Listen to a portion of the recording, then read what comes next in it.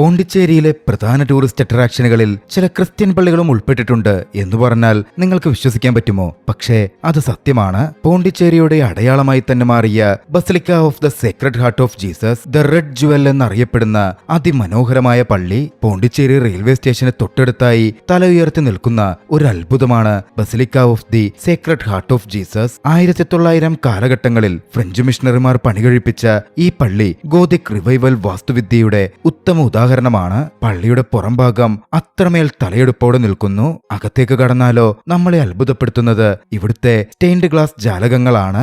ഇന്ത്യയിൽ തന്നെ അപൂർവമായി കാണാൻ കഴിയുന്ന ഒന്ന്. യേശുക്രിസ്തുവിന്റെ ജീവിതത്തിലെ 28 പ്രധാന സംഭവങ്ങൾ ഈ ചില്ലുകളിൽ മനോഹരമായി ചിത്രീകരിച്ചിരിക്കുന്നു. സൂര്യപ്രകാശം ഈ ചില്ലുകളിലൂടെ ഉള്ളറകളിലേക്ക് പതിക്കുമ്പോൾ ഉണ്ടാകുന്ന വർണ്ണവിസ്മയം ഒന്ന് കാണേണ്ടത് തന്നെയാണ്. ഭാരതത്തിലെ തന്നെ അപൂർവം ബസിലിക്കകളിൽ ഒന്നായ ഇത് പോണ്ടിച്ചേരിയിലെ ടൂറിസ്റ്റ് അട്രാക്ഷനുകളിൽ ഒന്നായി മാറാതിരിക്കുന്നതെങ്ങനെ? പോണ്ടിച്ചേരിയിൽ കാണേണ്ടതായ മറ്റൊരു പ്രധാന ചർച്ച് ഇമ്മാക്കുലേറ്റ് കോൺസെപ്ഷൻ കത്തീഡ്രൽ ആണ്. ദ ഹിസ്റ്റോറിക് ലാൻഡ്മാർക്ക് എന്നറിയപ്പെടുന്ന പ്രധാനപ്പെട്ട പള്ളി. പോണ്ടിച്ചേരിയുടെ ആത്മീയ ഹൃദയമാണ് ഇമ്മാക്കുലേറ്റ് കൺസെപ്ഷൻ കത്തീഡ്രൽ. 300 വർഷത്തിലേറെ പഴക്കമുള്ള ഈ പള്ളിക്ക് പറയാൻ പോരാട്ടങ്ങളുടെ വലിയ ചരിത്രം തന്നെയുണ്ട്.